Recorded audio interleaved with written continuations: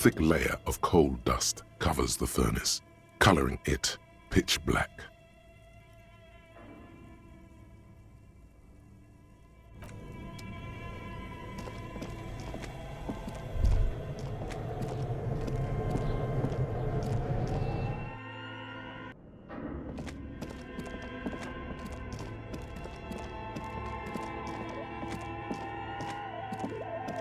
As before, an iron safety curtain curves before your eyes. It covers half the room, blocking the way into a colossal industrial chimney. This is directly above the central furnace in the cellar. The voices probably came from here. Again, your voice becomes a raspy croak mid-sentence. It's silent in the abandoned office building. No one answers you. A sudden bout of self-pity comes over you. Sire, may we suggest something? Think of the yelling into the furnace as a grand performance.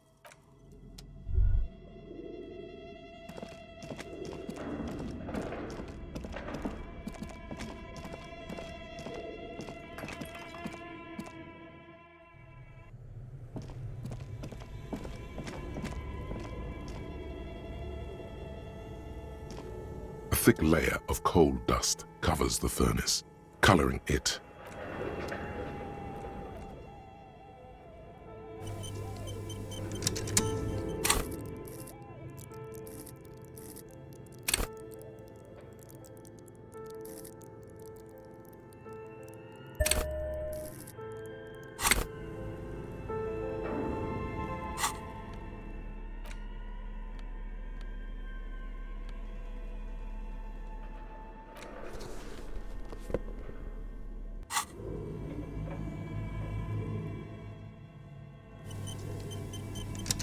A thick layer of coal dust covers the furnace, coloring it pitch black. Something breaks loose in you. A mighty bellow echoes throughout the chimney's depths. The chatter of tiny voices above suddenly cease. Then, Hello?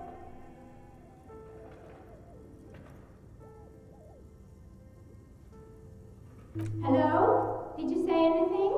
I can't hear you. Please come upstairs. There's a safety curtain on the second floor. I'll open it.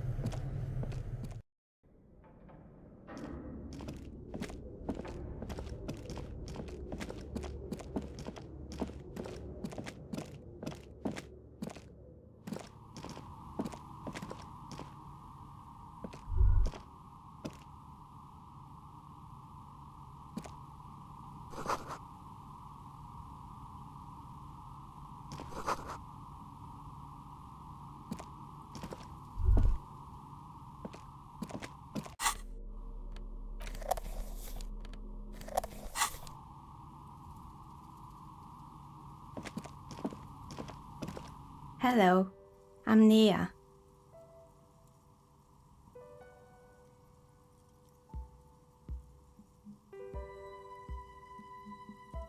Did you try knocking on my window? I must have missed you. I've been listening to my Melius.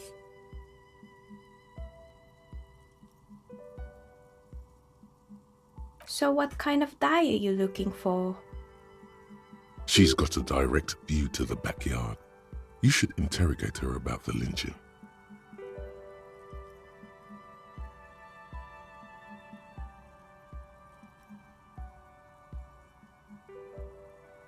Then how did you get inside? By the south entrance? You know what? It doesn't even matter. What matters is that you're finally here. Let's talk dice. Did you have something specific in mind? Yes, Amelia is like a call-in station. You need a two-way radio to access one. That's why I have these. Mostly, they just teach you to swear in different languages. But some of the stations can be quite interesting. I was so absorbed, I must have missed you knocking.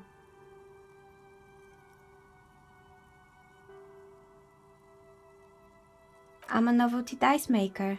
Tell me the name of your role-playing system and I'll make the die you need. That's why you're here, yes? Role-playing games? You know role-playing games. Wirral. Wirral Untethered. What else?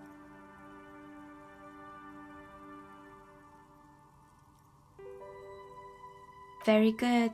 My rate is 10 rel per set, unless you want something really unusual. Take a look around and see if there's any particular stone you want to use.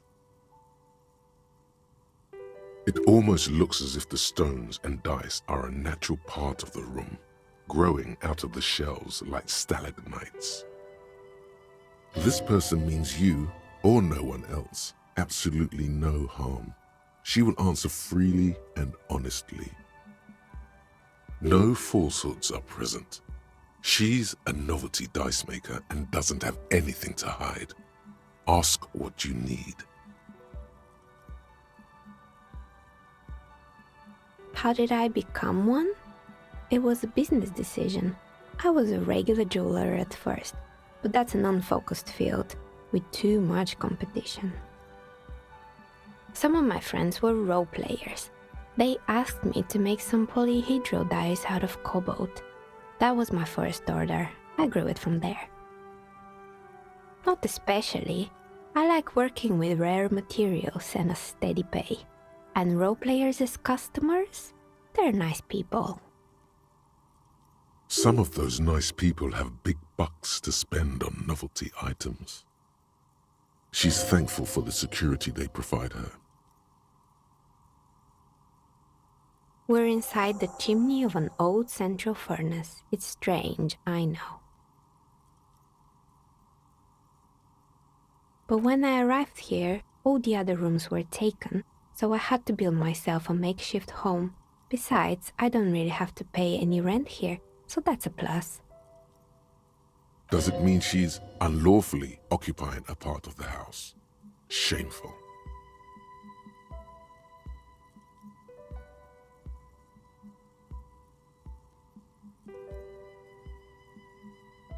More or less.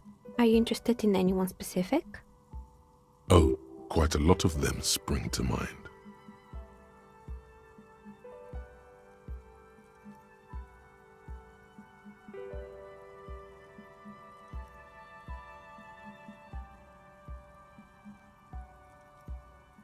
They were made by a company called Slipstream. After they pivoted from making rotor blades to skis, their chief executive took off on a vacation with all their money. Honestly, I think it's quite funny. I think he's still sending out holiday transmissions from Tulula or Tiumotiri or Hashtkor or wherever he is. Sure, it's illegal, but it's not exactly anything extraordinary in business. Besides, Slipstream is history now. All their remaining assets got seized by the bailiffs in 47. I have no idea why those skis and blades are still lying around. They were just the props. Why return them? Maybe you could make a sword out of one. No, wait, forget it. It would take too long.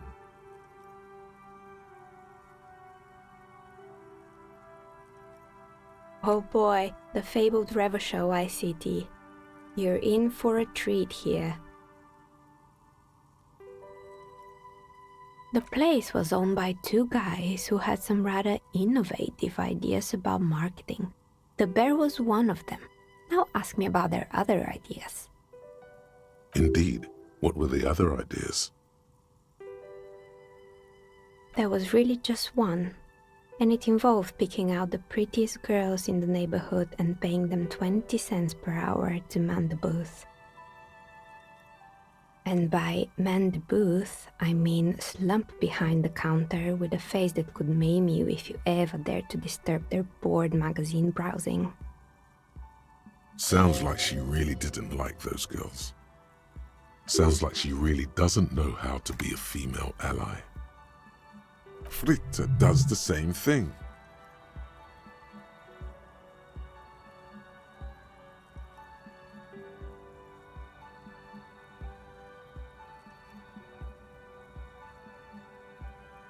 I'm not talking just about women. There were also men, miniature gorilla-like boyfriends loitering near the ice cream stand. And they already had the bear. Of course not. The bear was terrifying. No one wants ice cream guarded by a hostile apex predator. To make matters worse, the fridge didn't work too well either, and half the ice cream came out malformed and partially melted. Eventually, Ravishell Ice City lost the price war to its rival, Glacé 5000. Glacé 5000 sold caramel sundaes for only 5 cents a piece, out of regular fridges. Maybe, because the taxidermist who made the bear definitely wasn't. Doing his job, I mean. He said that the bear was his vision beast. He said he met his vision beast while high on desiccants. Called it Megatherion. Sounds cool. Why is everyone doing drugs in this place? Even the taxidermist? Megatherion, a mega wild beast. It's an imaginary beast that guides you through life. By telling you to do more drugs, mostly. Very good. You shouldn't do them. You're a police officer after all. Anyway, now you know the story of the fallen ice cream empire. Anything else? Another failed business, perhaps? I've been here for a long time.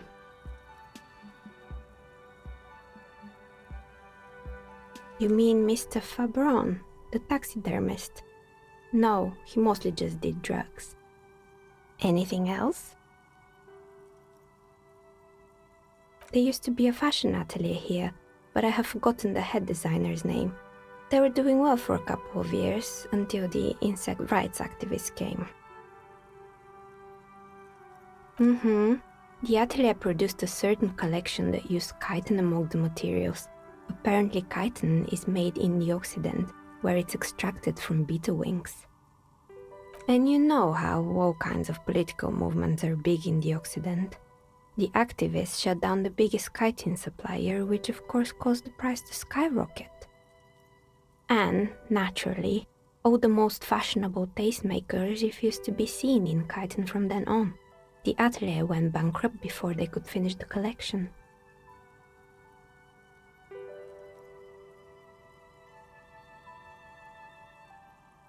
Actually, insects do have brains, but yes, I understand what you're saying. I think the protesters took it a little too far. Anything else? It wasn't merely a gym, it was Artemiteps Boxing Club, a community project created to steer at-risk youth away from drugs and crime. A kind man from Zemsk. I heard he had some trouble with the law when he was younger, and that's why he wanted to start the gym, as his way of giving back. Kuno. Who's Kuno?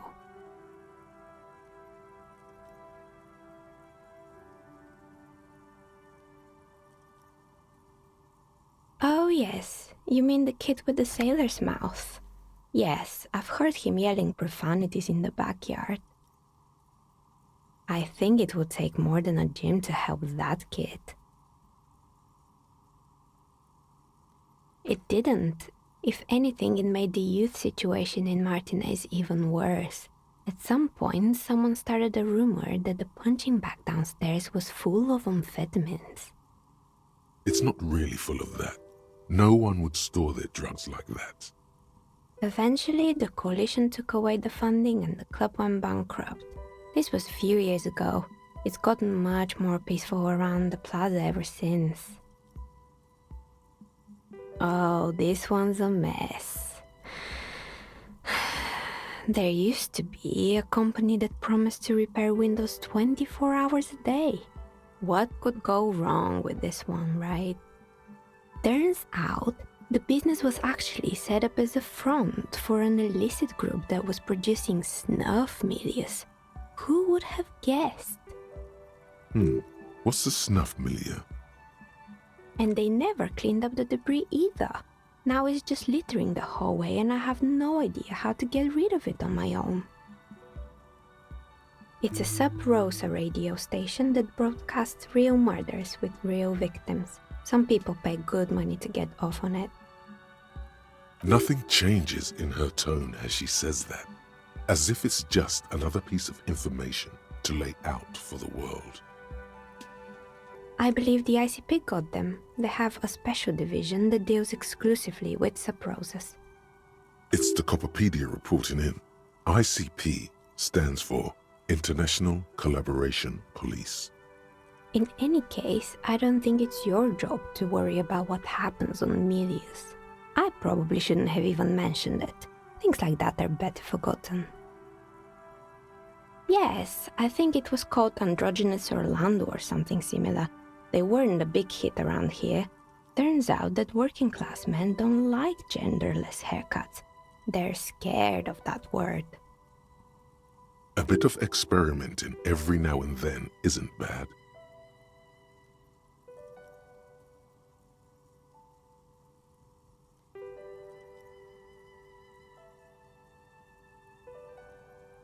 Me neither. I just want it off my face. Oh, right. I hope you didn't try to ring me. I think none of those doorbells work, including mine. I'm still in the middle of connecting the wires. Sorry about the confusion. The doorbell with the empty name card must belong to her then. You could say so. Both houses were built at the same time and under the East Delta Commerce Center project. That explains why you can call the whirling from the intercom, albeit I doubt that anyone responds. If the whirling is part of the same building, then it's part of the doomed commercial area. The darkness of this place is there, too. Right, it used to be a gaming arcade. This is an ancient failure, before my time. I'm not surprised, however. My advice? Don't base your business on a fad. Hypnotism, floriography, trick-track, especially pinball. That's right, I haven't even written my name there. As I said, it's quite useless right now, it doesn't work yet. Sure, I'm listening. Good, I hope it clarified things a bit. What else? I've heard the stories, but I don't think those stories are true. Plaisance, the bookshop lady? I've heard that her business is doing rather well. Have the energy spared her somehow?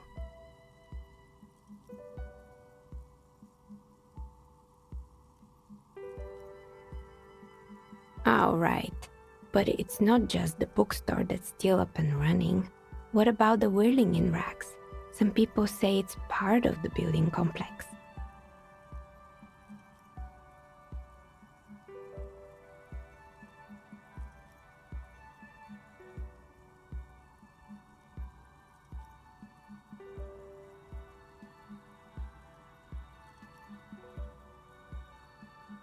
And then there is me. I've been here for 14 years, selling novelty dice to role-playing enthusiasts. Not exactly a million-real business idea, yet somehow I've survived despite the talk of malicious energies. Strange, isn't it? Maybe it's just because she's so talented that she's been able to woo the curse.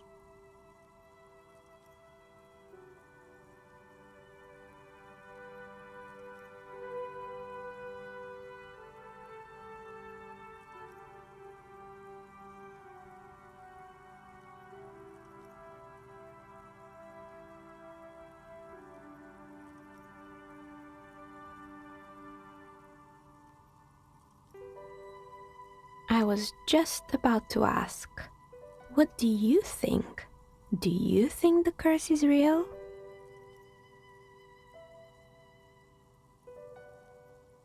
Exactly.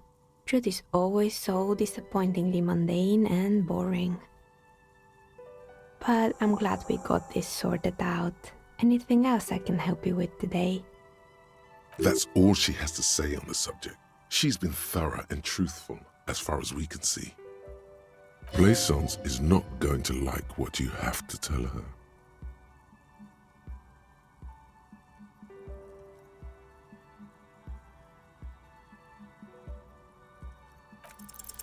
You feel nothing. If anything, it's uncomfortably warm in here.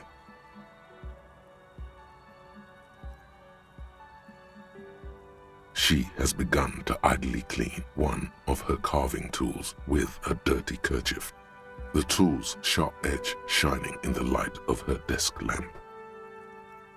Nothing really. I didn't know him. I'm sorry, detective, but as you know, I usually have my headphones on when I'm working. It shuts out most of the daily ruckus behind my window. It's an odd profession, making dice for people, but I like it, and I prefer doing this to sitting at home. I might have, but in this case, all I would have seen is my own reflection staring back from the darkness. It's light here, but dark in the yard at night. It's really hard to make anything out in the yard when it's dark outside. Besides, I rarely get up to look out the window when I'm in the zone. She nods. Anything else, officer? Of course. Tell me what you have in mind.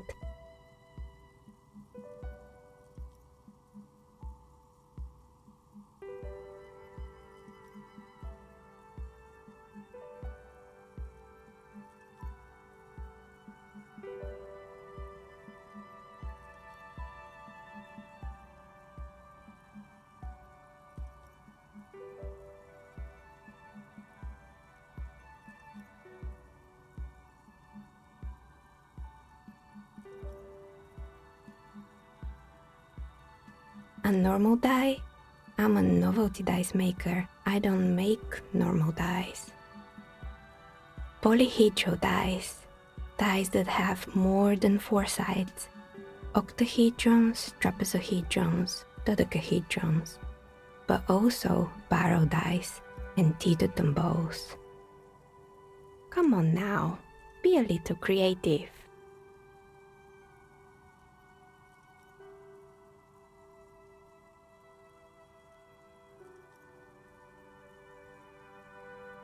That's a classic, yes. A standard role-playing die with plan motifs. Now, for the material, most of my customers opt for an exotic wood. For this, I would suggest Elysium snake wood. For 7 real, I could have it ready in 8 hours.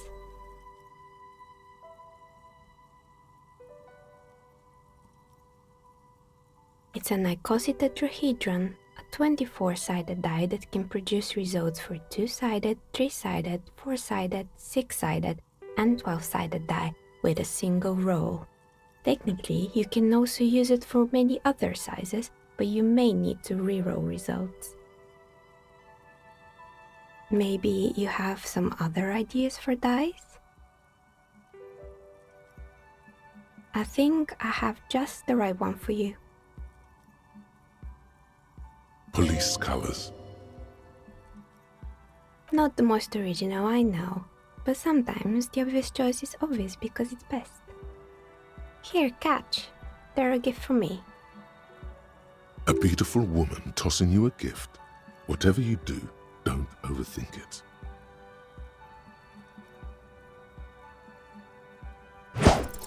Mr. Smooth moves. You snatch the dice out of the air with one hand, just like you're in a movie.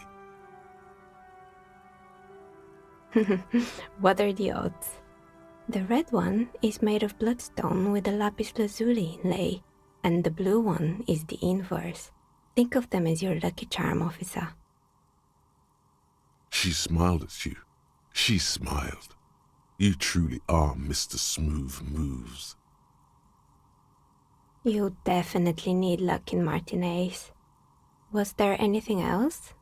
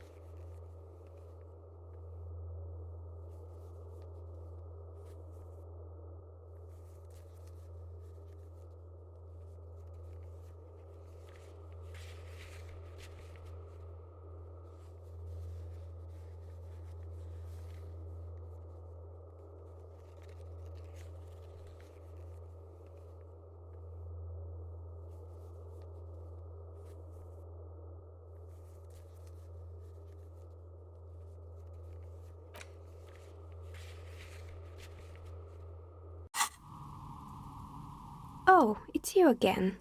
Are you looking for a die? Of course. Tell me what you have in mind. How about an amber die? Who told you amber was cheap? It's beautiful, really, and has been treasured since the ancient times. For 7 real, I'll craft you a 13-sided die from piece of amber with a fossilized insect. It's perfect for those who can't seem to let go of their past. Maybe you have some other ideas for dice? No need to rush. Take a look around, see if anything inspires you.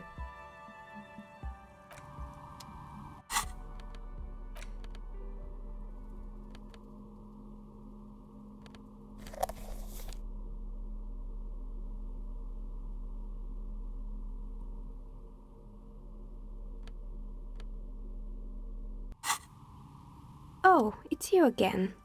Of course. Tell me what you have in mind. Ah, yes, Fortress Accident. It's too bad they never finished their game. The Wirrow Untethered die is a variation of a standard role-playing die, only instead of plants it uses motifs of ice and death, and loss of course. Ice, death, loss. Sounds like you. I'm thinking something made from alligator jawbone, cast in black resin. The reptile bone is as white as ice and dead as, well, death. For 7 real, I could have it ready in 8 hours. Untreated bone is porous and prone to chipping. Cast it in something hard like resin though, and voila, it's perfect. Maybe you have some other ideas for dice? What do you mean by cursed? Alright, how about I surprise you? Come back in 8 hours with 7 real and I'll give you your cursed die. Great, see you in 8 hours then. Was there anything else?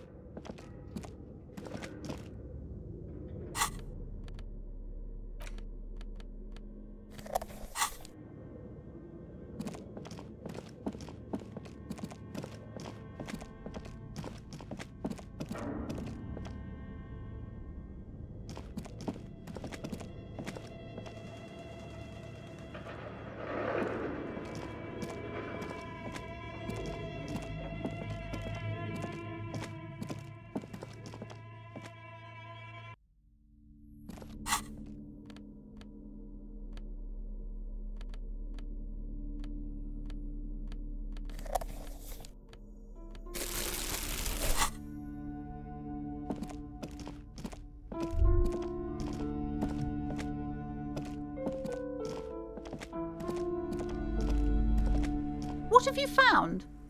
And also, do buy the books. There may be teachings in them.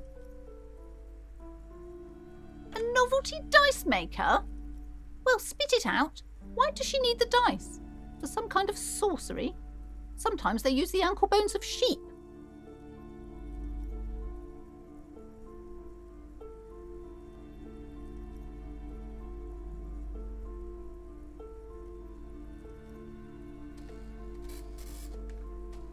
I don't understand. If it's not her, then where is the source of the doom? How did she explain the curse? The narrative she's built herself, it does need tearing down. Just don't say you don't have any answer yet. The uncertainty is killing her. To hell with it. Perchance you ought to just lie, sire.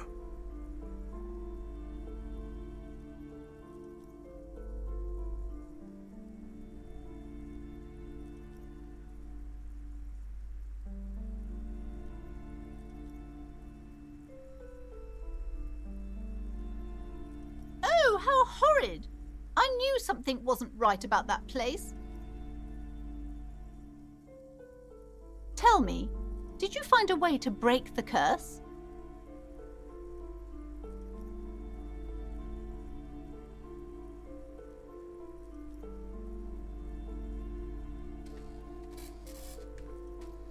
What does that mean?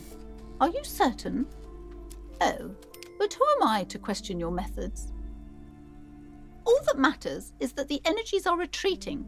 I can already feel the curse lifting. It will be a long time until we're fully free of it, of course, but still. Thank you, officer. Truly, you've brought a better psycho-emanation to this humble bookstore, and that's no small achievement. She so badly wants this to be over. She would have believed anything. It will only last a day or two, a week tops. Then her mood will sour and she will feel the curse again.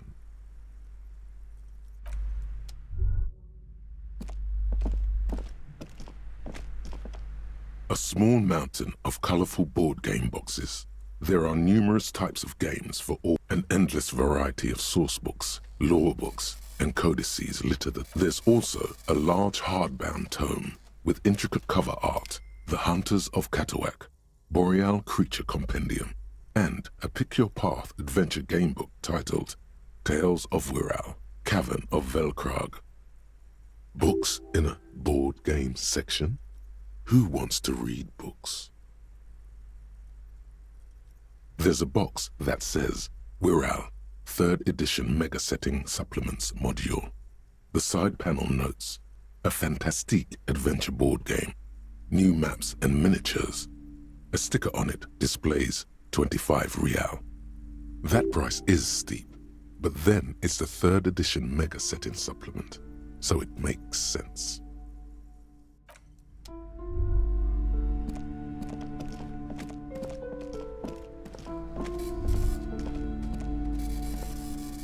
Shelves full of biographies of famous people.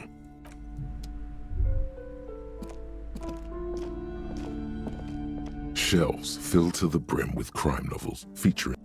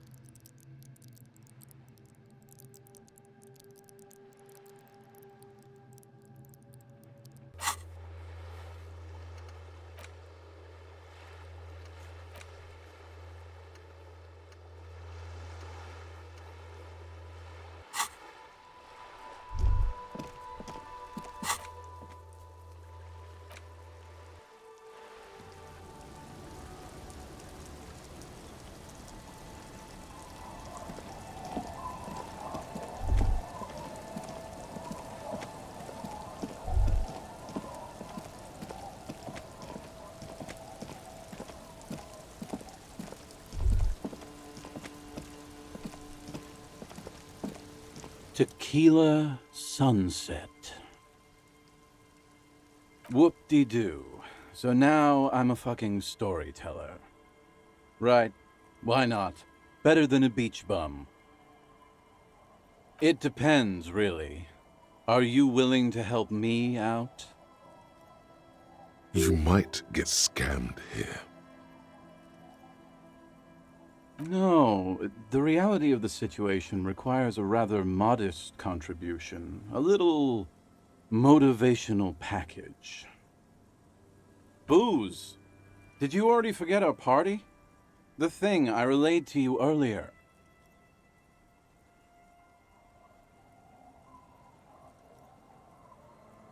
So, have you got anything for good old idiot Doom Spiral? A bottle for a story. Seems fair to me. In that case, I'm not a storyteller.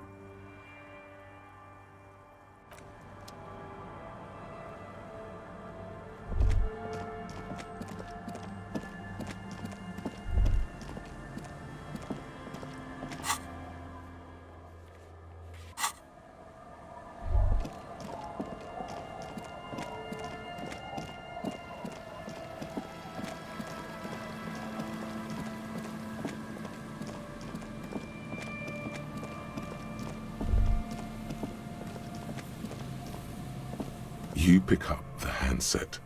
There's a tone. The machine is operable. Calling. Calling. Calling.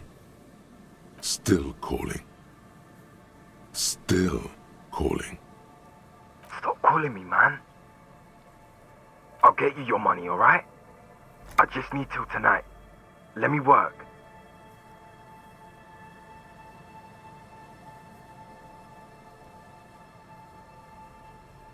The phone gets hanged up fast as lightning. All you hear is a little shuffle of nylon as the hand moves on the other end. Disconnect tone. Calling. I'm tired. There is nothing. The man disappears with a sigh. You do not hear the customary disconnect tone, just silence in the handset. The machine is still waiting for you to dial a number. It seems like it did not have time to swallow the coin. This sometimes happens. Lucky you, the call went too fast for the payphone to register. You can still make a new one without paying.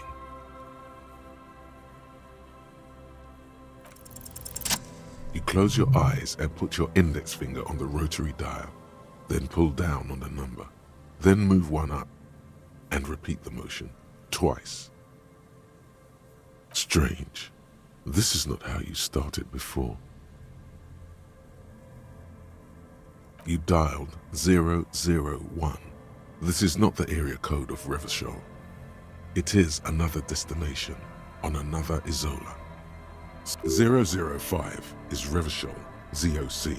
001 is Grad, on the Gradian Isola, where the telephone was invented. The next two digits you dial are the area code for the city of Mirova. 414447. The rotary dial feels cold from the sea air. 1117361. Your fingers keep moving like a spider. Every time the ring rotates back with a little ring of metal, like a bell tolling. Yes, 451-67451. You are going deeper now, into some unknown place, far away from this island of matter and its telecommunication networks. 451. You have dialed God knows how many numbers. The headset has been waiting silently to relay a signal. Surely nothing can come of this, you think. But it does. A connection. An ultra-long distance call. Your air fills with a crackle, the wash of a strange ocean full of white noise. A little bird starts ringing in there, not like the local calling tone before. No, a small ring in a cage of distortion, far away. A distant network of phones. Calling. Calling in the night. The saddest sound in the world. Calling still.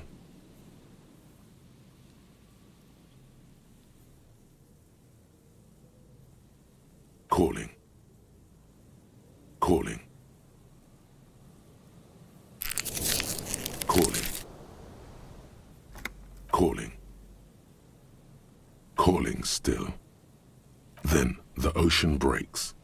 Out of the depths, a woman's voice emerges. Small. The dearest thing you've ever heard. Hello?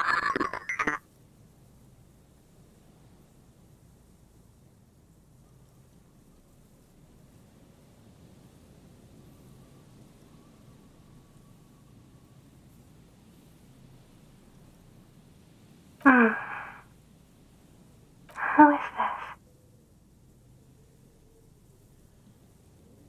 Dora, who is this? The connection is bad.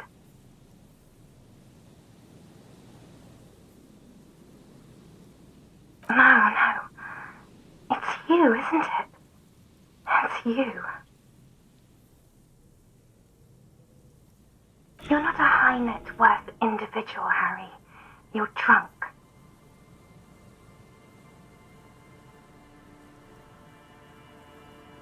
You only have 2, maybe 3 things left to say before the change runs out.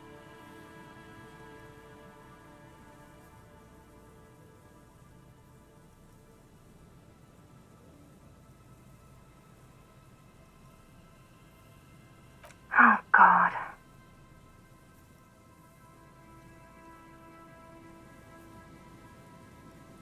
Do you know what time it is? It's so late here. It's 4 o'clock, Harry. I need to wake up in 2 hours.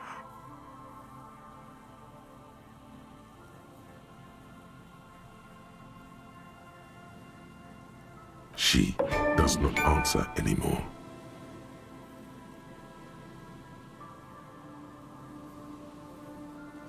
Harry.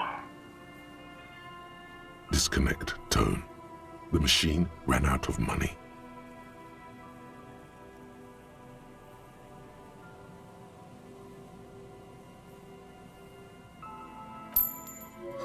You dial the number again. 26 pulls of the rotary dial. The machine eats the coin, and a terrifying ocean of distance rustles in your ear. In the middle of it, a familiar ring. Small, distorted. Calling. Calling. Calling. Calling. Calling. Calling. Calling. It looks like she doesn't want to pick it up, Harry. Stop scaring her. Come on, you know why. The headset lands in the cradle with a clank.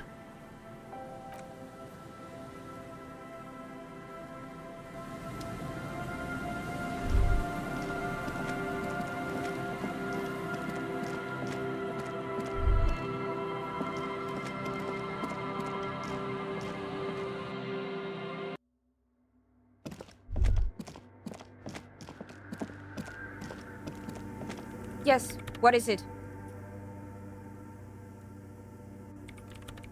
You arrested them? Didn't think the cops in this place had it in them. The Swallow, you mean?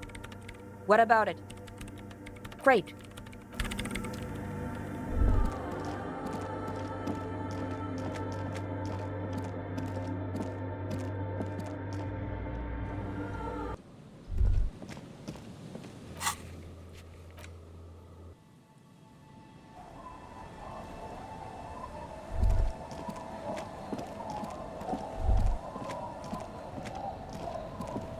The waves are beginning to die down. Look at those little bastards. Why does she care about the waves so much? What is it with waves and fishermen? We need to be out there with them, fishing, making a living. So I asked them to accommodate me. But until that happens, I can try to assist you the best I can. So what will it be, officer? Sure is. The Sun, I call her. Coated with a fresh layer of tar just yesterday. It'll take some time for it to dry, assuming the sunny days continue. You think she really needs more of that after a man died at sea? What if I told you it is actually possible to go on a date sober?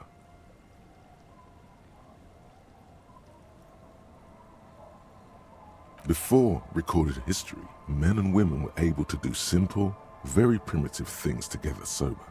Acknowledge the situation and keep it basic. I have, and I don't really.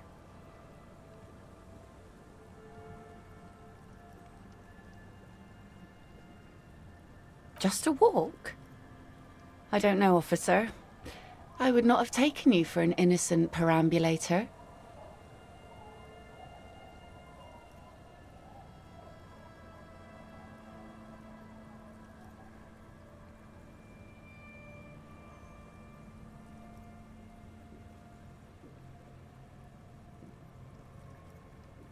Where would this walk take us, officer? All right, I will walk with you. But you need to understand that nothing is going to happen. We're just walking. Charming. My man was like that too. Had to knock 2 of his teeth out to establish a good relationship dynamic. I'll see you at Land's End in, let's say, 15 minutes. She doesn't wait for an answer. You better get ready.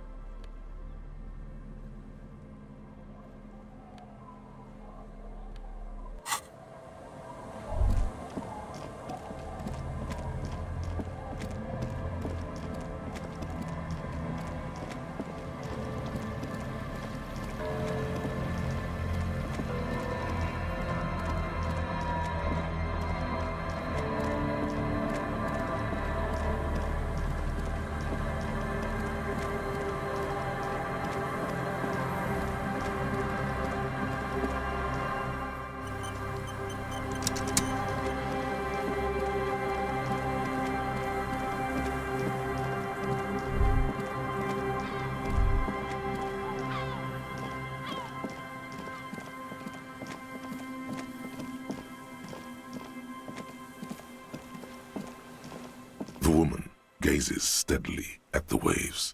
A sudden gust picks up her dark hair and lets it fall again, tousled, wild. She brushes a few stray locks from her eyes, and only then spots you approaching. Aye, so here you are. It's late and the sun is going down. It'll be dark soon. If we stay here long enough, we will be joined by a cortege of drunks and teenagers. Know that you're not the first guy to bring a girl to Land's End. This is what the locals call a make-out spot. That is not going to happen here today. I just want to make that clear, Dimples.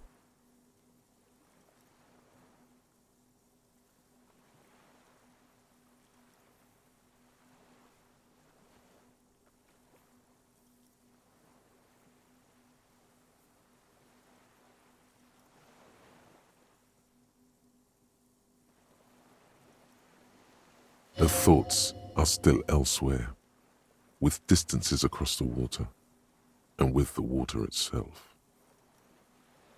Across the rusty water, that's La Delta, the financial district. In the mist-covered distance, towers rise as a rebuke to the poverty of this coast.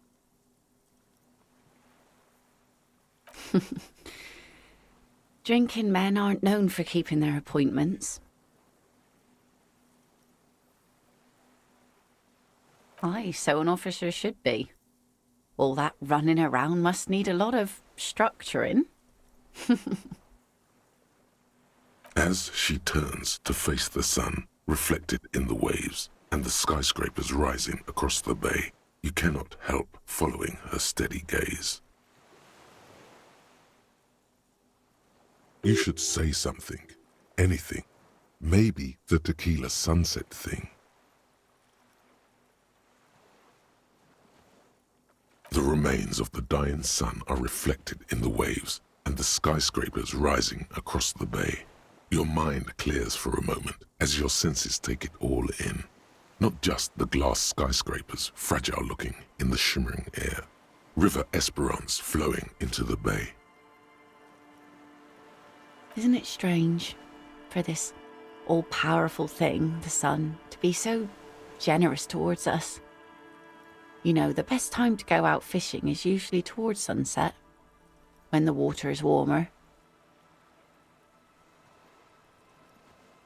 The sun also falls on the Capeside tenements and war-torn ruins. An old sea fortress juts out, seemingly impervious to the sheen cast over everything else, shaking you out of your reverie.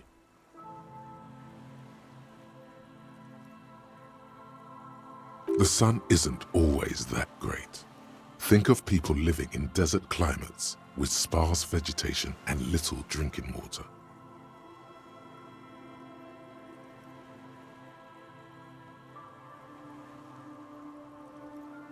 Now you're just nitpicking. But I concede, maybe desert people sometimes disagree. Oh, that was a bit of pride and a bit of superstition. And a bit of conceptual unity too, it being yellow and all. There's salt in the air, and the cries of the gulls and the skuas, grit of the sand and the green glint of broken bottles. But still your gaze always returns to the dazzling streaks of light, wherever they may be reflected, their fading opulence. It's bringing us spring, summer. It's entirely on our side, no matter what we do or who we are, for absolutely no reason. It's unlike no other powerful being, certainly no powerful organisation or government. How can that be?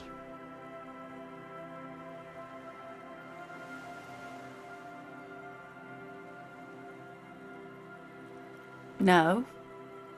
And it will outlive them all.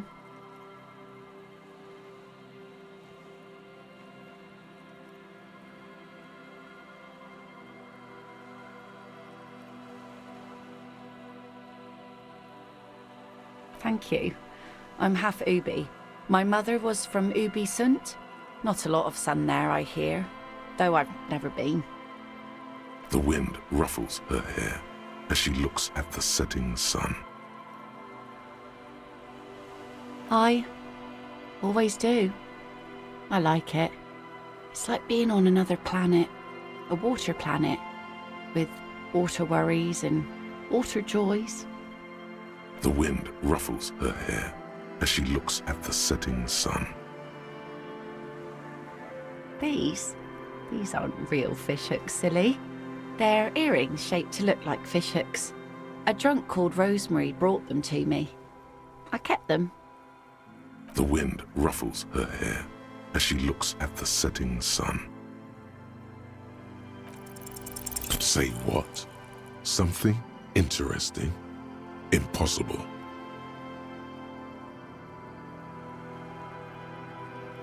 She turns her head and the plastic fishhooks rattle in her ears. Nothing shearworthy takes place in your head.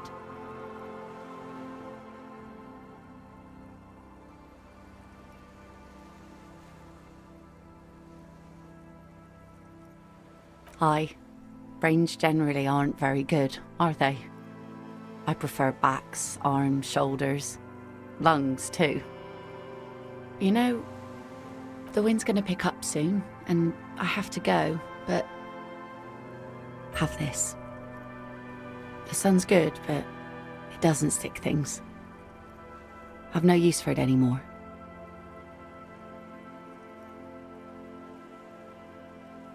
No. Men around here are too drunk to pose a threat to me. Doubt it. But thank you for the company. This is as far as it goes with her. You'd need to put a year between you and your last drink for anything more. Farewell.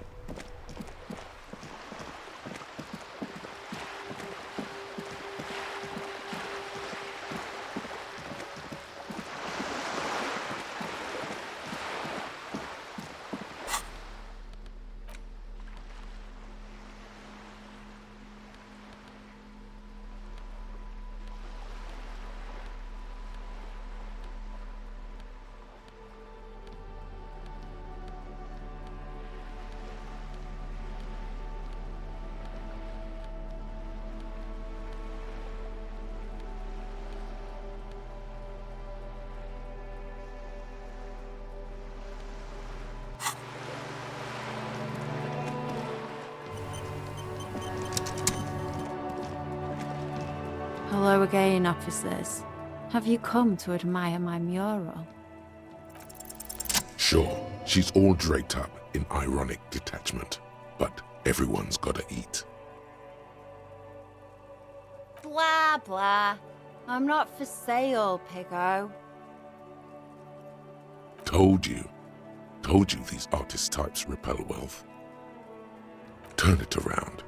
It's the seller who wields the power in this relationship.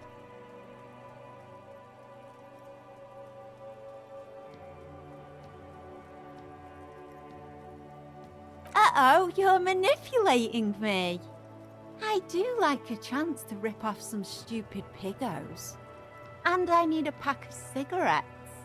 And some paint. Okay, whatever, Piggy.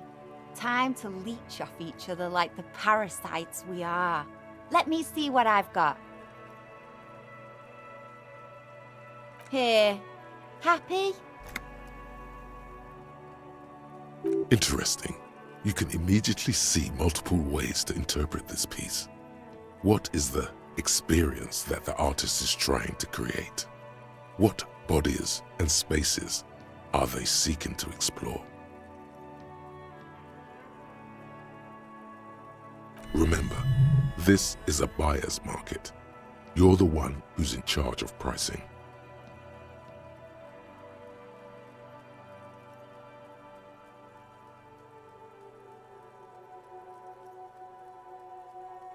Signature? Oh yeah, Pigster. I sneezed while holding a wet brush. paint flecked onto the canvas, and voila! You don't get more signature than that.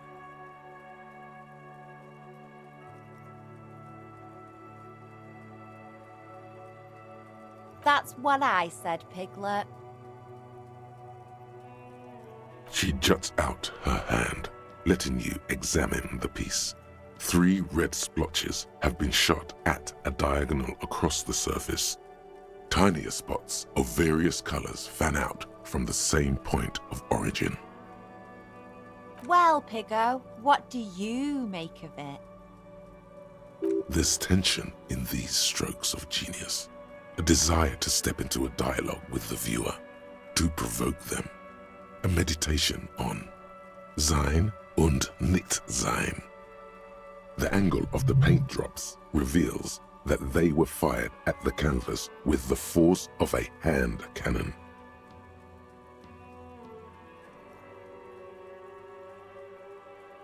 Yeah, whatever. Spaces, bodies, shit. Hit me with that lingo.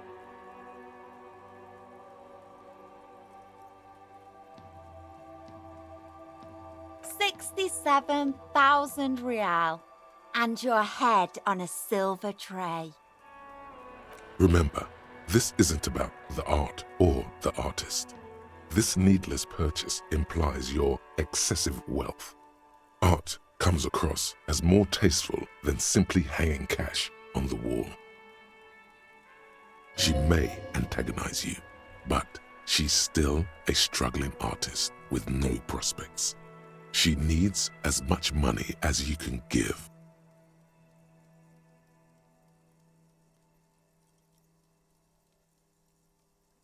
Ask away. Suit yourself.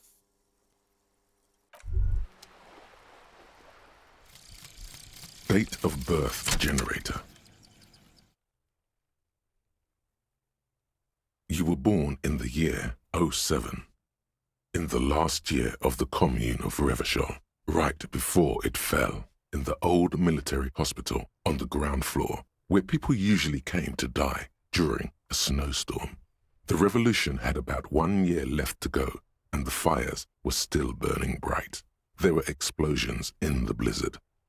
This was 44 years ago. You are 44 years old. The bloating might never leave your face, but beneath it, you still have some years. You still have some hope.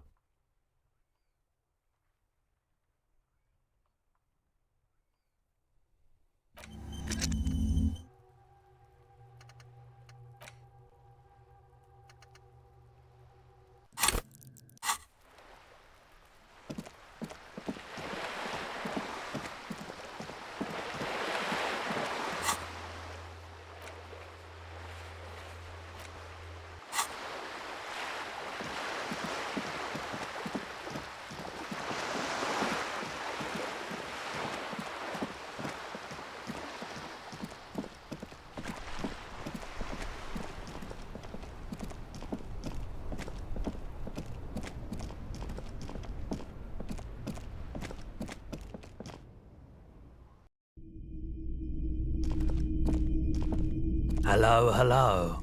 Let me know if I can help you with anything. Sure thing. Maybe. Shady-looking guys came in here yesterday, looking like they'd just taken off their Wild Pines overalls. They asked if I have a police weapon to sell. I told them I already sold it. They went their way. It was a trip, but you know, all sorts of people come here, asking for all sorts of things. People as oleaginous as Everard seem like they're lying, even when they're really being truthful. Sure, man. Sure, let me have a look. Alright, let's see it. Oh, no, no, no, no. I don't need bloodthirsty mercenaries knocking on my door looking for their missing toys. Besides, this gear costs a fortune. There's no one in Martinez with that kind of money. Anything else you're thinking of selling?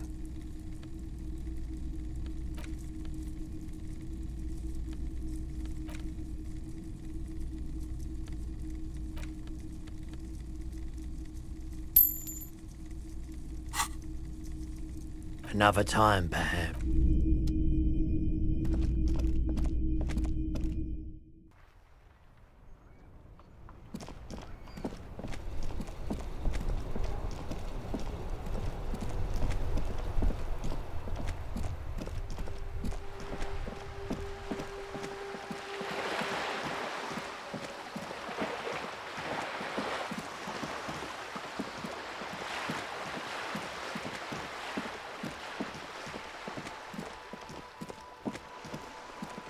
Hello again, officers. Sure, Piggo. What about it? Not bad. I guess I'll take it. Splendid. Your first physical asset. But no time to stop. Money grows old unless it keeps moving. You need to find a buyer. Preferably someone who will pay a high price for such an exclusive piece from a local artist. And become a small-time art peddler? No, think bigger. Nah, she'd probably send the entire Wild Pines legal team after you if she knew you were trading goods around their harbor. She's ready and poised for a hostile takeover. Doing business with communist dictatorships only works if you've got long-term plans in place, which you don't. There must be someone around here with heavy pockets and an interest in the local art. Tell you what, have a wander around and I'll let you know if I hear any wealth. Yes, if you know what to listen for. That's what happens when you've been in the game for as long as I have. Your senses get tuned in to more opportune frequencies. I got some vibes from that container you moved with the crane in the harbor. Let's see what's inside. There isn't a door yet that Savvy's VIP status couldn't open. Look at us! Coming to an agreement. Who'd have thought? Anything else you want? I'm in a good mood, but it won't last long.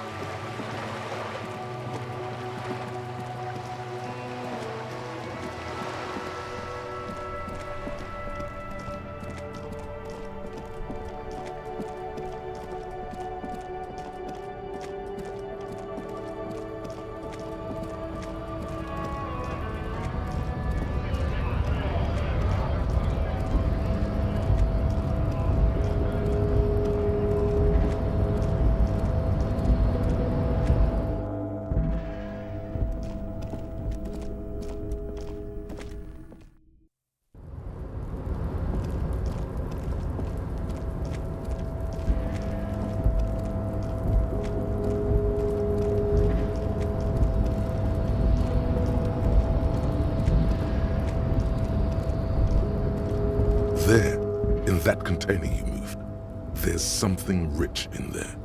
We've got to get inside. Opening the door. Come on, I shouldn't have to tell you that. Get me up close and I'll show you how it's done.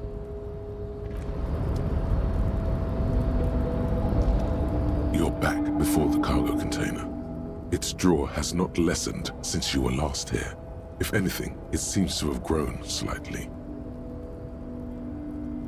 The container door appears unmoved by your attempt at flattery.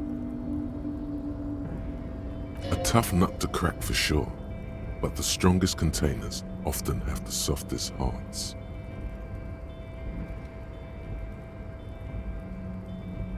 The mundaneness of the situation does not seem to affect the container in the slightest.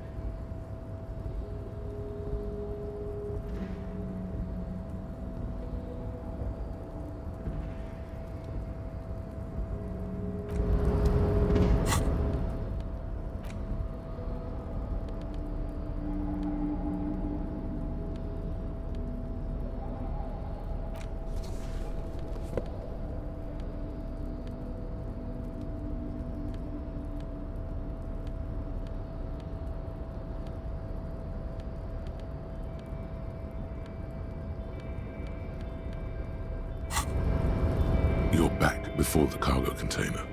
Its drawer, step aside, rank and file. Savi's at the top of the VIP list here. That's right, out of the way. Whoa, watch it. How'd he get in front? Little slime ball. Thank you, thank you. Now, are you ready? It's time to make our entrance. At first, your knock rings hollow on the door. And then, just like that, you hear a click, then a rattle. Some mechanism unlocks itself inside the door. Ahoy! Come on in!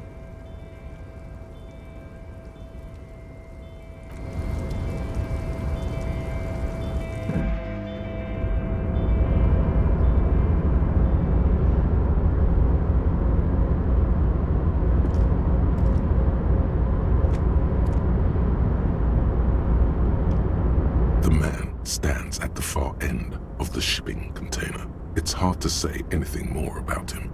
You cannot make out any of his details, but you do feel the overwhelming presence of capital. The feeling causes all the hairs on your body to stand at attention, like soldiers preparing for review. Something's amiss. The light beams bend around his face and scatter in 1,000 directions. It seems the laws of physics do not apply here. They are suspended, distorted, and echo. Trying to visualize the physics at play is liable to give you an aneurysm. Don't think about it too hard. In the general stillness, only your tongue moves, flickering as you utter. Welcome. Savi, was it? Make yourself at home. Sorry, I'm not better able to receive you. I wasn't expecting visitors today. You can't hear him exactly, yet you're able to understand every word he says. It is very strange. An overwhelming hum covers everything. Voice doesn't escape from him. Now, what can I do for you, good sir?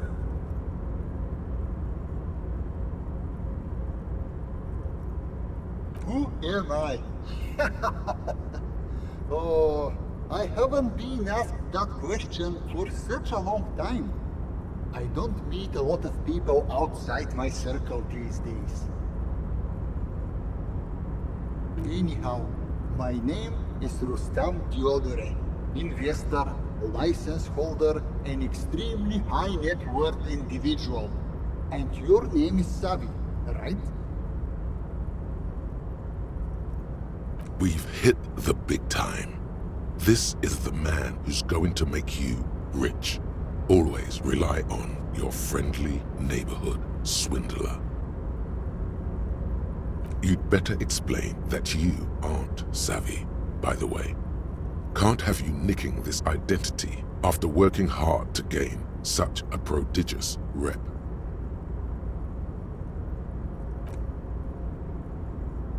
Pleasure to meet you, Harrier Dubois.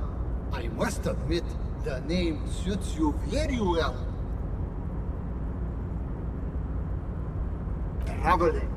This is a great way to get around. It's fun, it's safe, and it gives me lots of time to think. By the way, let me now ask you a question. Where are we exactly? In the very, very early days of colonizing this archipelago, the kingdom of Surens, a precursor of a modern Sur-le-Clay, used to own the city of Revachol, an obscure detail in the bigger picture, but still worth dropping.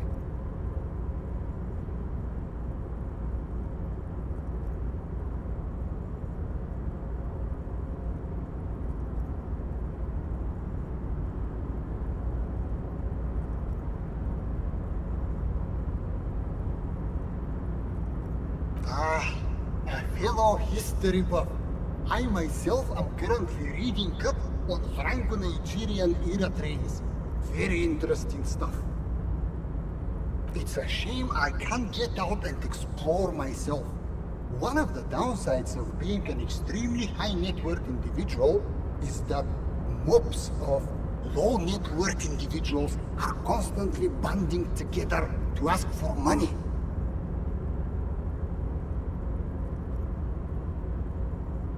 There simply aren't enough hours a day to hand out all the handouts.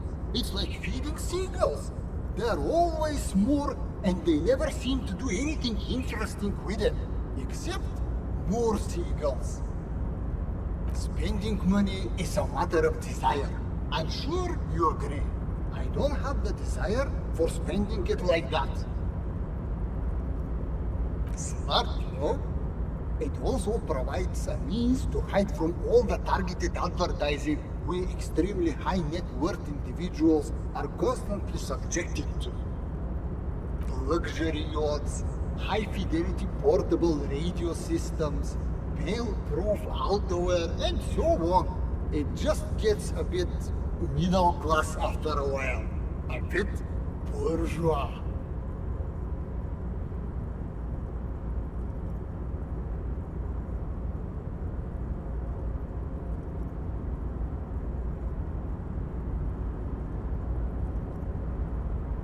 What?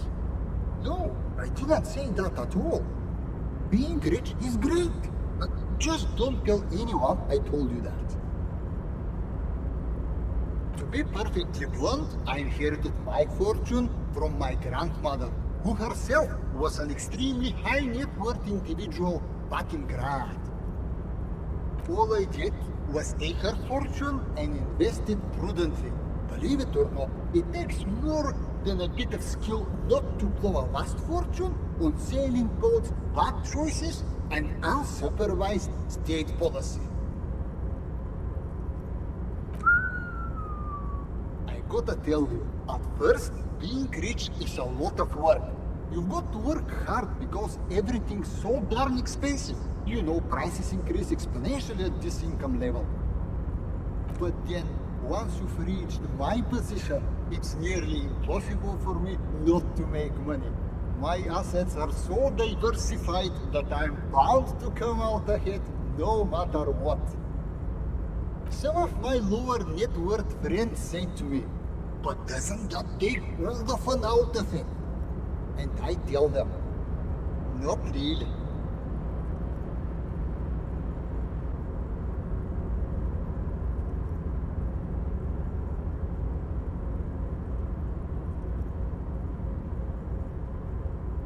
And that's what? Unjust? I think it's perfectly just.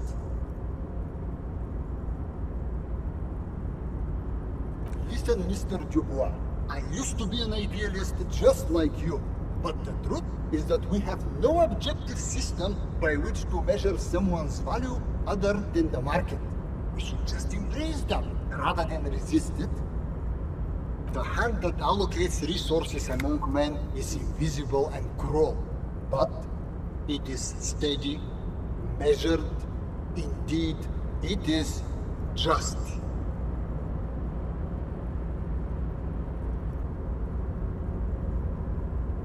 Capital makes one speechless, does it not? Blinds like the sun that rises from beyond the horizon after a gloomy winter. Hey, all this talk about money has made you lose the thread. What is going on with the light in this place? That's what you need to ask him about. Sure, let me check my pockets. As you may know, us high net worth individuals do not have a lot of cash on hand. Investments and liquidity are enemies of one another. I think I only have coins for coffee machines. Here is 3 real. How much can you get for this?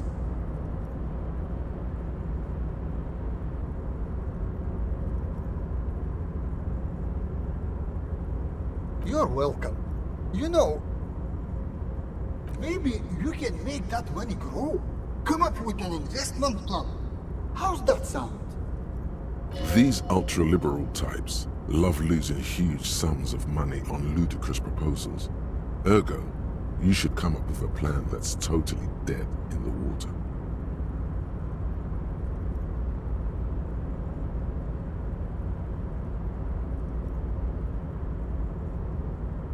What do you mean? Are you talking about my chin?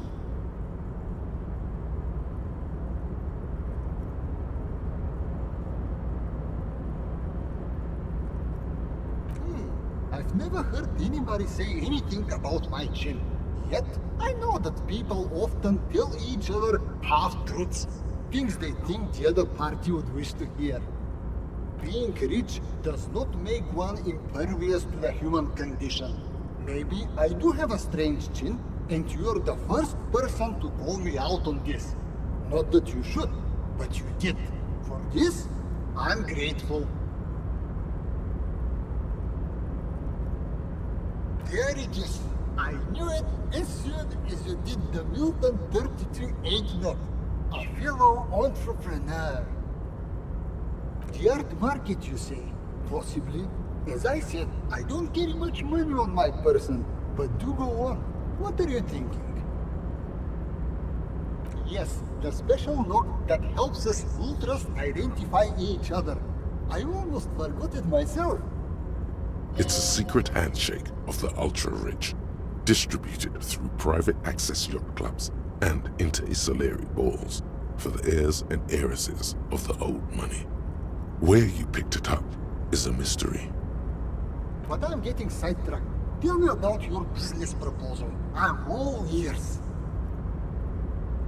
A painter? I'm always looking to expand into new asset classes. Who's the artist?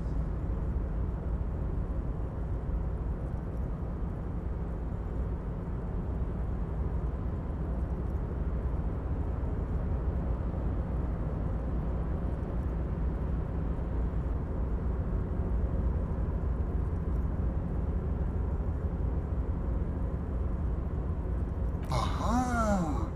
And the name of the piece?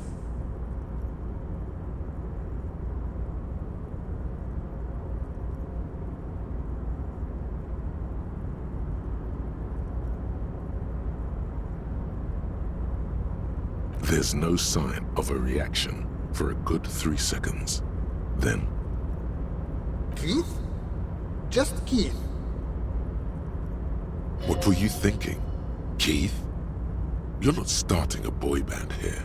You're naming a future masterpiece. Keith. Keith, I like it. One of my nephews is named Keith.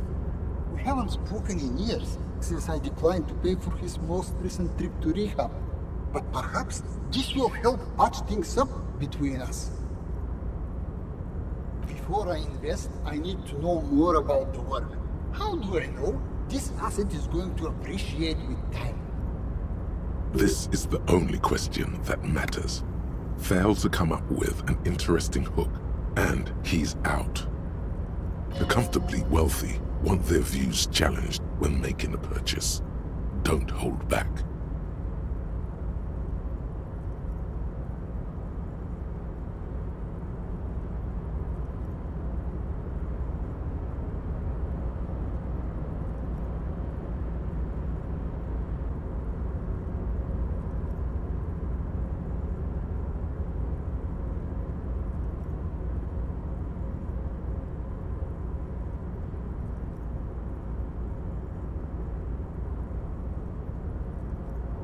Lets you immerse yourself in a modern school of thought. Are you sure?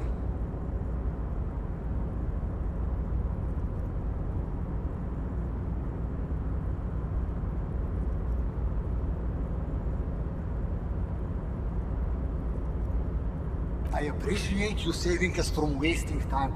Is there anything else I should know about the painting? You mean even you haven't looked at it? What he wants to know is how exclusive it is. The more untouched it is, the better.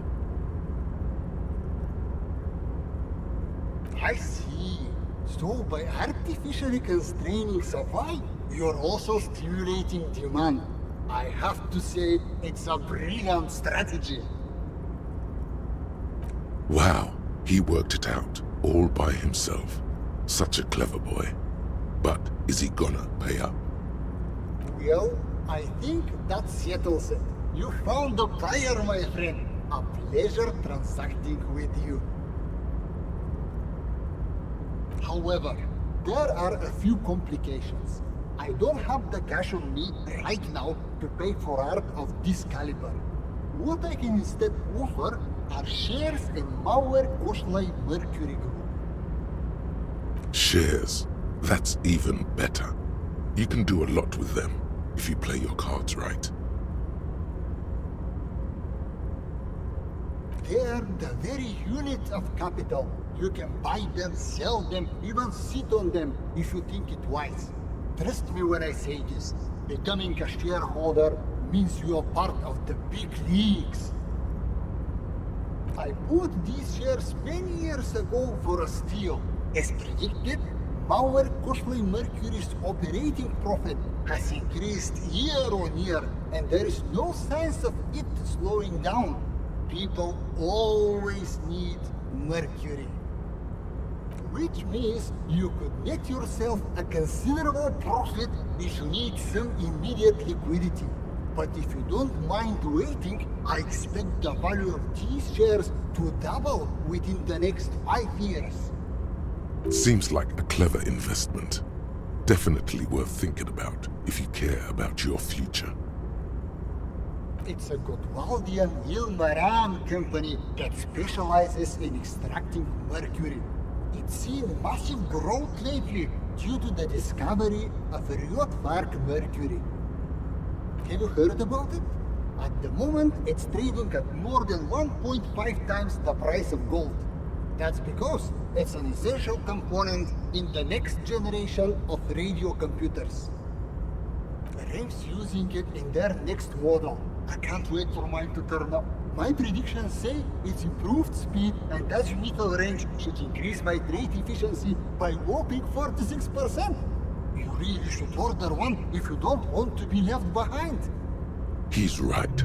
The combination of Ream's solid engineering and the new Rudfag mercury valves is huge. Splendid!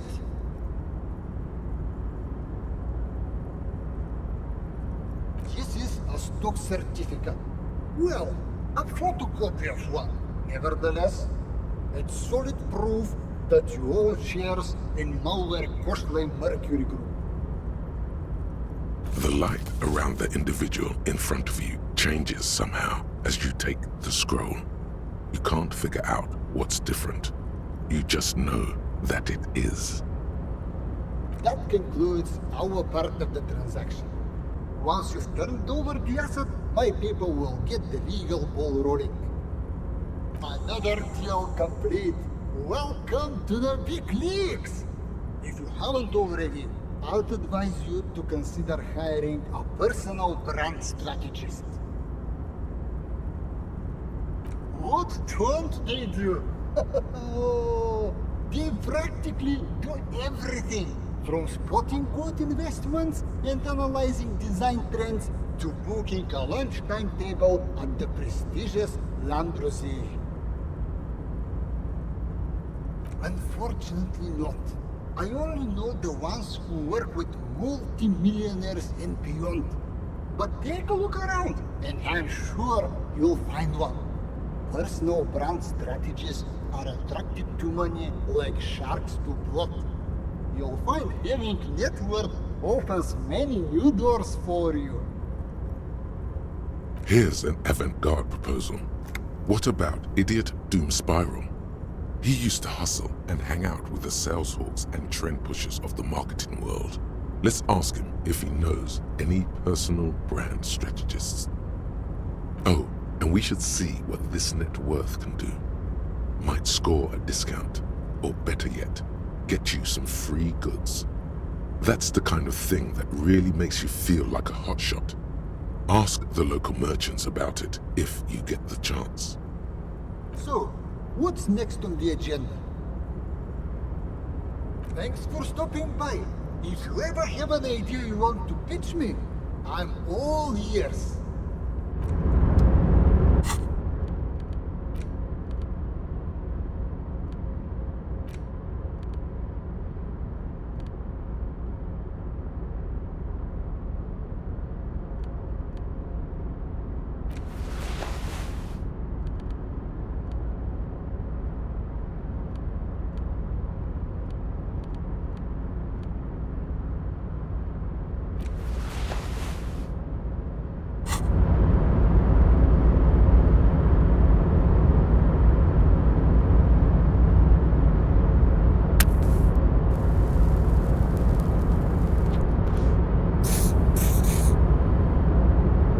Welcome back, friend.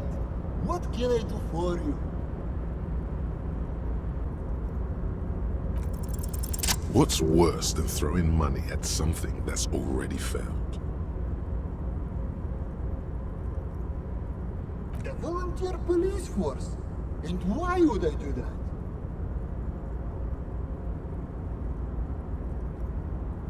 That's why I should invest? Are you trying to say that the RCM's bad reputation makes it an undervalued asset?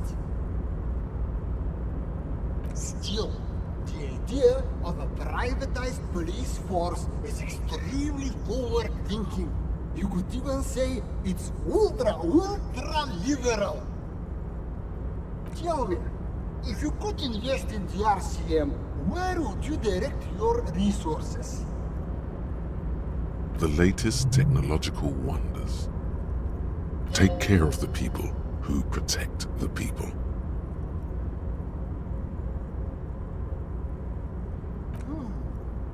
I don't believe in giving anyone money for nothing, but maybe there is something to using market incentives to improve performance.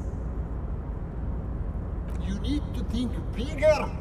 The entire org structure of the RCM needs to be redefined. You need a unified chain of command, an end to petty spots between precincts, new metrics for measuring performance that reward real police work. Does that sound right? Hell no! Can you imagine how much work that would take? Why would I do that when I can just speculate on exotic financial derivatives from the comfort of this shipping container? The thing about investing is that the less work you have to do, the better. Don't overthink. That's what return on investment means. Now, was there anything else I could help you with?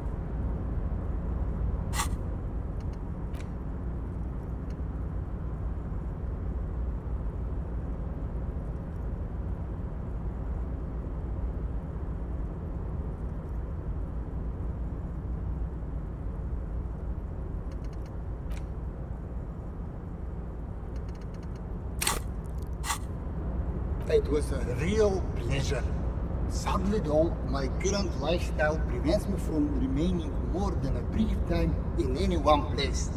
Perhaps we'll meet again, somewhere far away. Farewell, friend, and may your peace of mind guide you to happiness.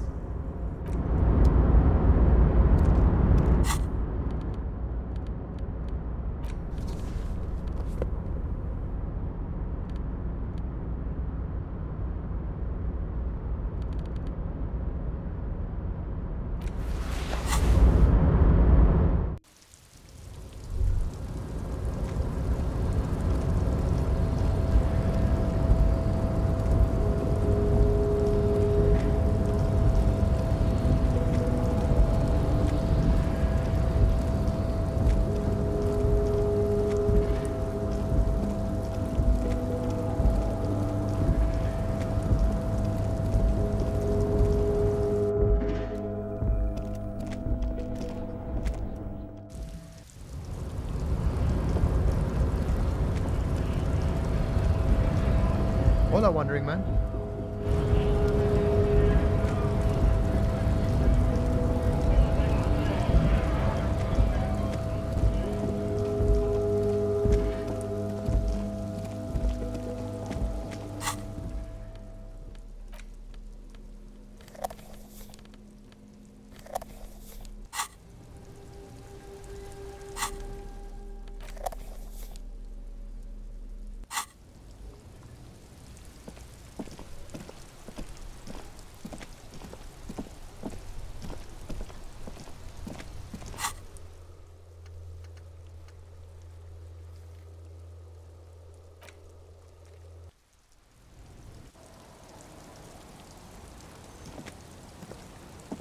Our tenant, the policeman.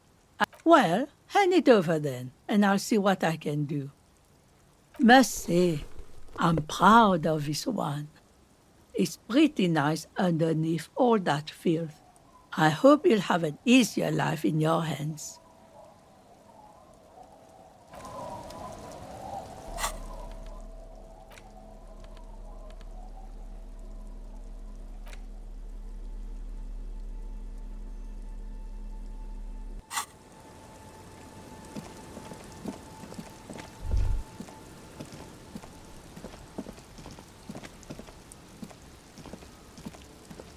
You sit on the wind-worn wooden planks of the bench.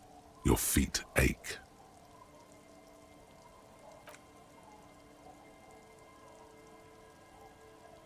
You finally stop picking your nose.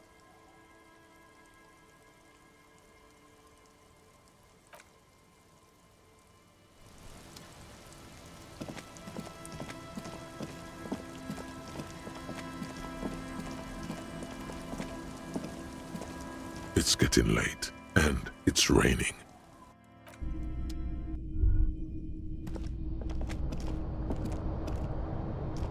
On the table, you see a bowl of water, a rug.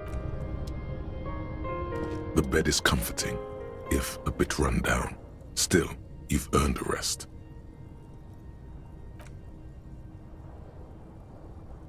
The bed underneath you is soft, if lumpy. Waves wash the sand underneath the hut, then grow distant to your ear. In the quiet hum of the organic heater, you fall asleep.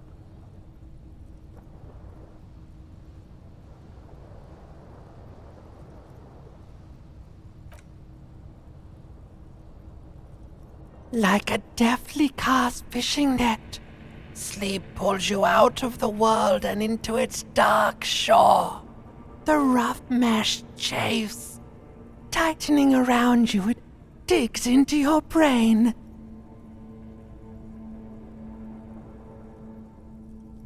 How have things been going for you out there? Helped anyone lately?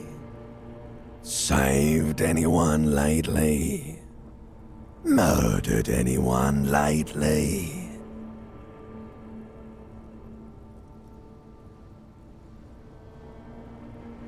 This bastard isn't even listening to you. Because you know you are a murderer. A disco music listening psycho killer who offs poor people and then forgets about it.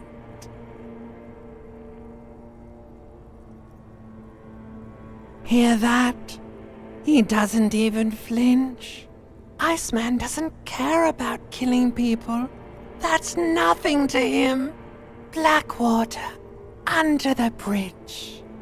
The thing he's really scared of is much, much worse than that.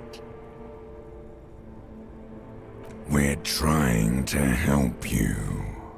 All these processes, these tortures, voices and tremors are all just distractions, flares and countermeasures to keep you from the last dream. The worst of them all. The last dream will be total annihilation. Cinders peeling off the fuselage. We won't be there to help you anymore, Harry. We will be dormant. You will be naked and alone.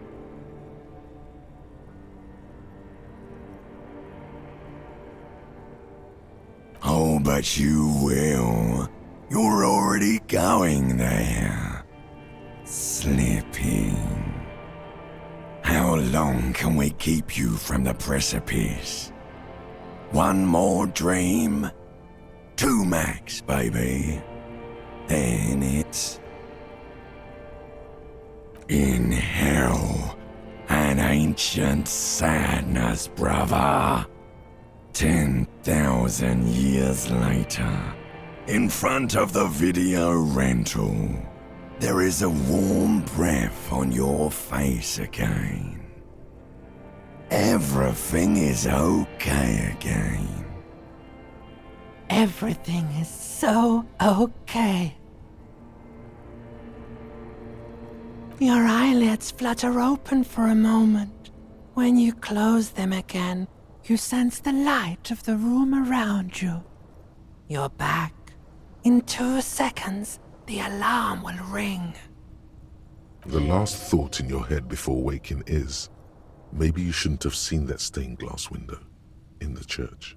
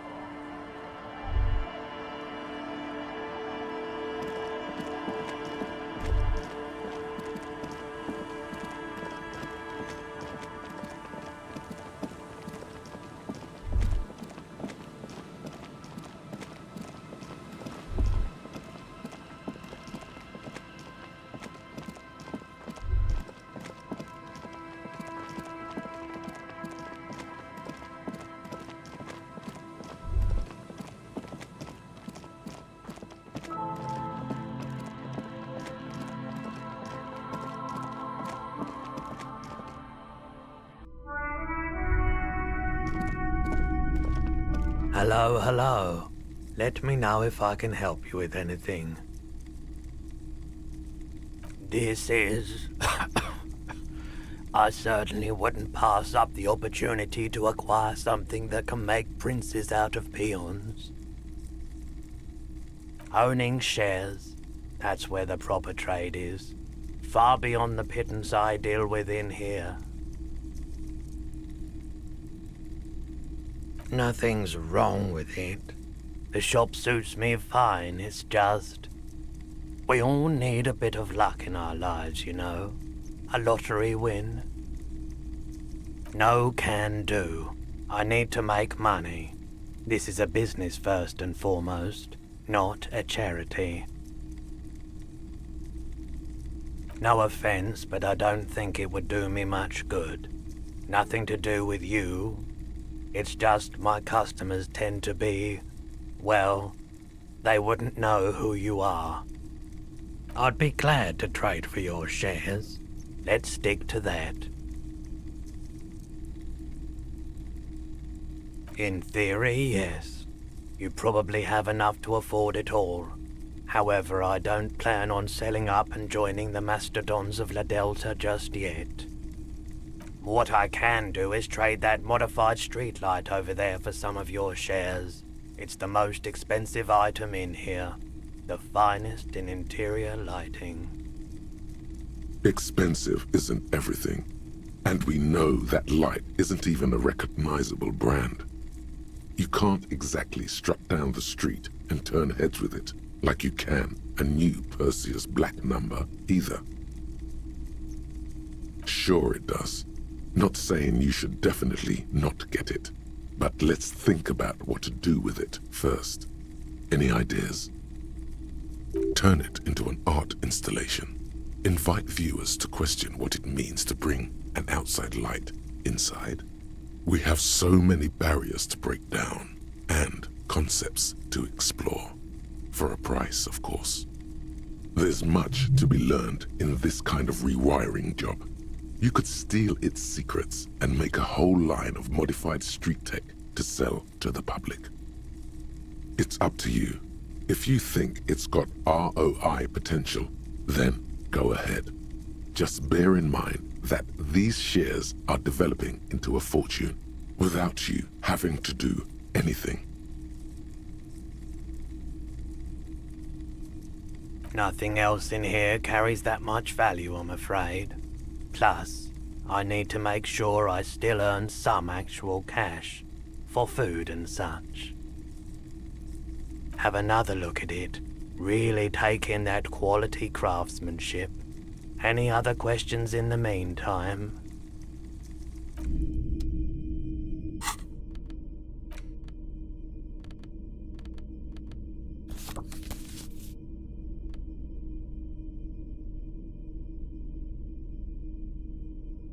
The pearlescent paper adamantly resists being held open. It demands struggle at both ends. The print inside is just as taxing, due to its fine and curlicued font. The most attractive part is the image emblazoned across the top. Feisty little thing, but don't worry, it's under control. Inside an oval frame is a grey sketch of a curly-haired girl enthusiastically riding an industrial drill. It's churning up hard chunks of rocky ground and scattering them into the air. In the hole created beneath is a silvery river of liquid metal.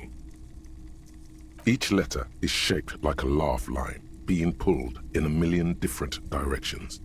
They're all grinning at you, pleased with practically being indecipherable. Start with the biggest letters in order to learn the characteristics of the style.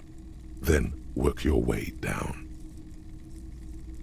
A bold black mesh curves around the oval image at the top of the document. It almost looks as if it were penned with intention. Perhaps it was. You're starting to think it might actually say something. Focus on the negative space. This will tell you the parameters of each letter. Isolate each one and decipher. Slowly, it happens. Individual letters coalesce. It's like watching ice melt to reveal the shrubs underneath. A few seconds later, and you can read the entire heading. MKMG.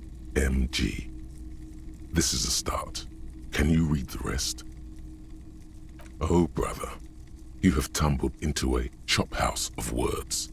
This is where letters come to die. A pile of discarded alphabet limbs lie before you, in spidery formation. Why are they also hairy? You start to carefully shave it all with your razor eyes. A few R's stick out. There's an E, then suddenly some whole words appear. This certifies that unreadable is entitled unreadable in the capital stock of Mauer Koshlai Mercury Group.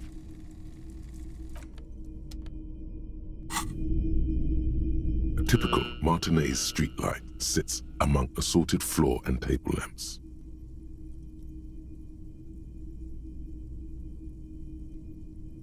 More than happy.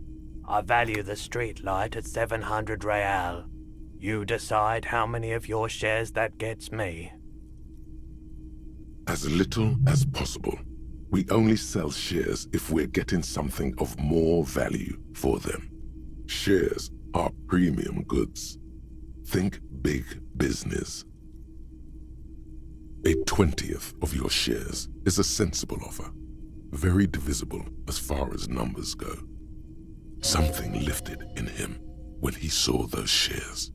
He needs as many as possible, even if he won't admit it.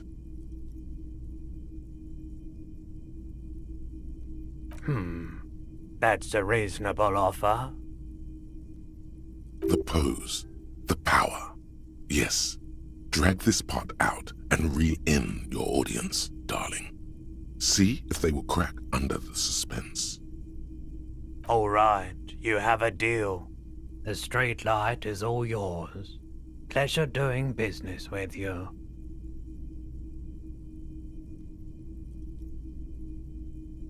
Yeah, good. But I won't be holding on to these shares for long. Let's just say there's some long overdue business I've got to deal with. Oh, sure. It is quite heavy. You're going to need a truck. That's all right. I can keep it here for you until you find one.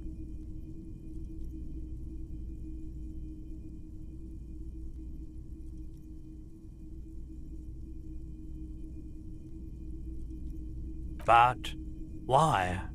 It's a perfectly wonderful light. Besides, there are no returns or exchanges for items purchased in this shop. Tell you what. Did he just do a runner? He can't get away that easily. Try calling out to him. Don't panic.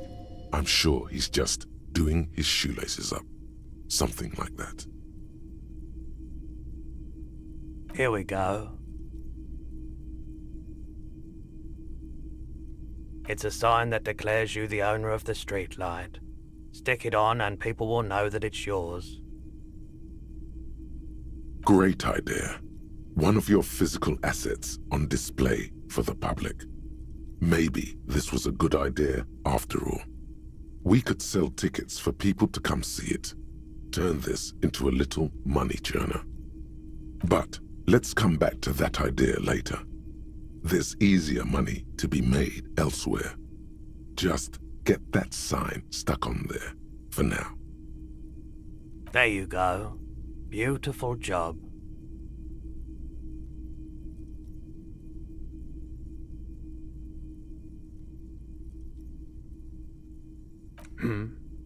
Oh, right. That's good. Your eyes slide back to the 700 real modified streetlight you traded for shares. The golden light seems to flicker ever so slightly, like a butterfly. It casts shadows on the sign. It reads, sold to the Disco Cop for shares in MK Mercury Group. The words are written with an even kerning, in bold, precise letters. The pole has been carefully cut, the wiring redone and attached to a standard indoor plug. The light buzzes faintly, but persistently. One quick question. How do I get hold of my shares?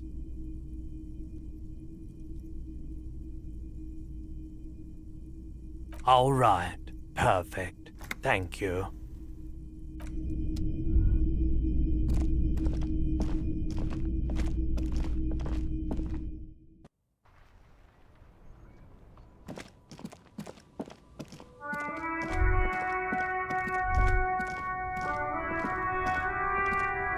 Everything's still cool here, officer. I only accept legal tender, officer. Unless that's code for something. It is not code. He really means his individual net worth. It is not legal tender. In that case, I cannot accept that as payment, officer. I run everything above board here. Cash only. The shine on these sunglasses lasts a lifetime, officer. 100% guaranteed. Abort. These are hideous. What's more, they don't even fit your face. You can feel them pinching your nose and chafing against your brow.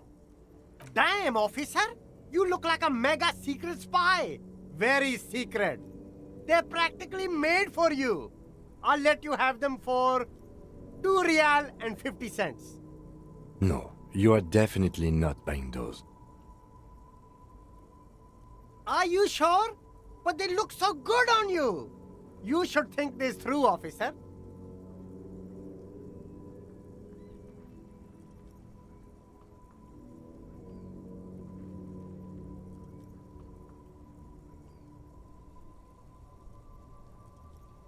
sporty and practical, officer. Good choice.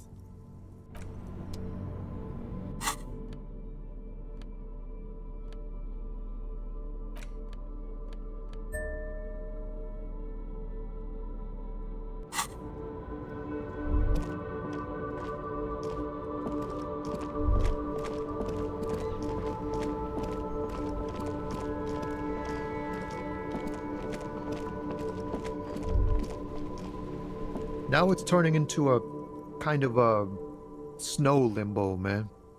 What's on your mind? Nope, don't smoke. Some of the other drivers do, though. There's still a few around, waiting for the jam to disperse. Or waiting for the sweet release of death. Yup, nothing wrong with that statement. Your senses have nothing to add. You'll have to ask around elsewhere. You could also check the kiosk down the street. Frit. With 3 T's. Rebishaw's weird.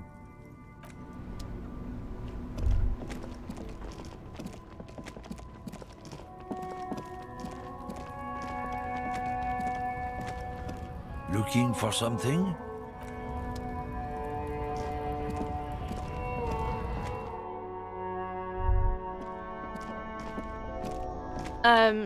Is this about the questions again? Because I don't really know anything.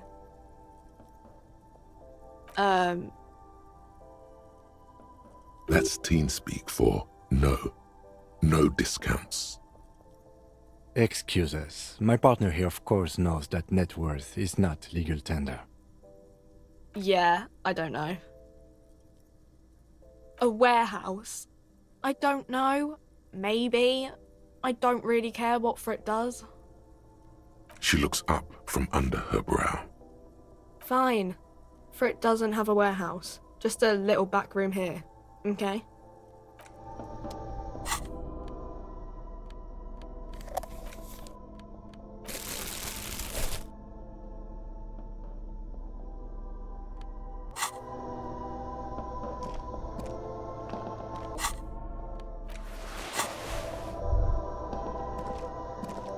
The tear machine stands in the corner.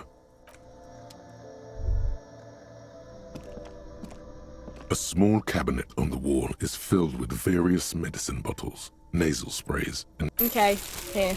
I hope Saint Baptiste makes you feel better or something. Okay, here. I hope...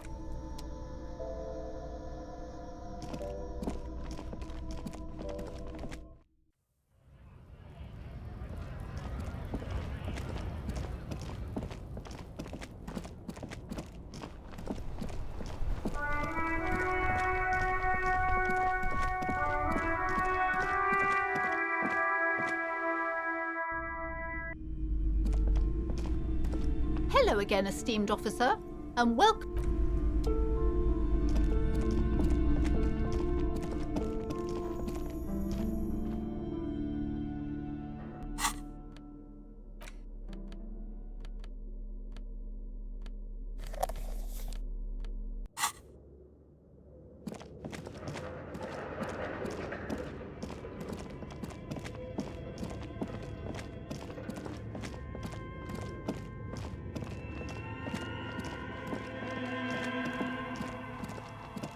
Oh, it's you again. Are you looking for a die? Very good. That will be 7 real for 1 custom die. Here's the cursed die you ordered.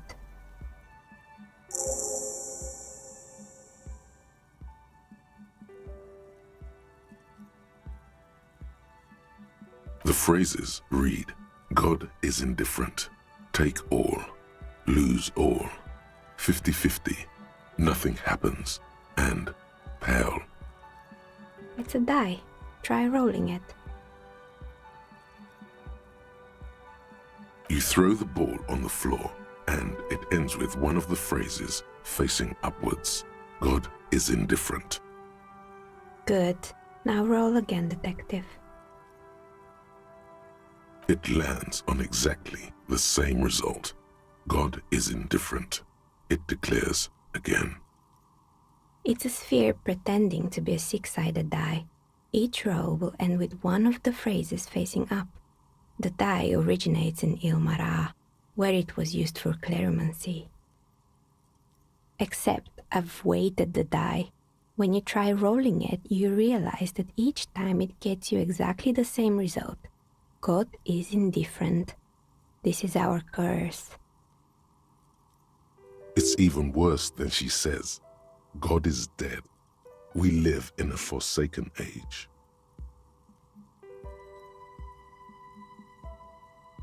Sorry, I don't have another one ready. You were the one who asked for a curse die. Good luck, officer.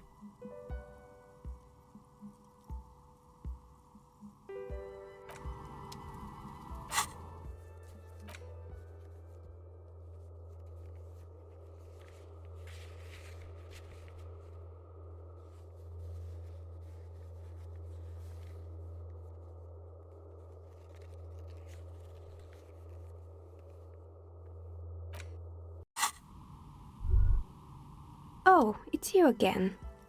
I'm sorry. I'm a bit overloaded just now, so I can only produce one die per customer.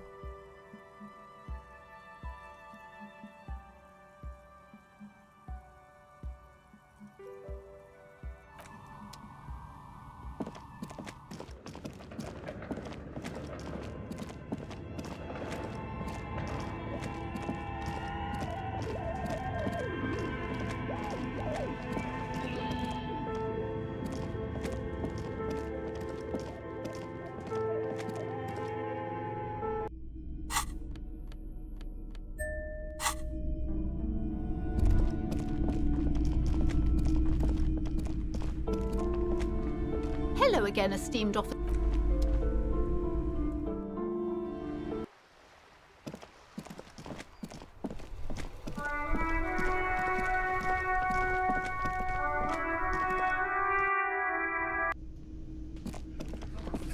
It's you again. What is it?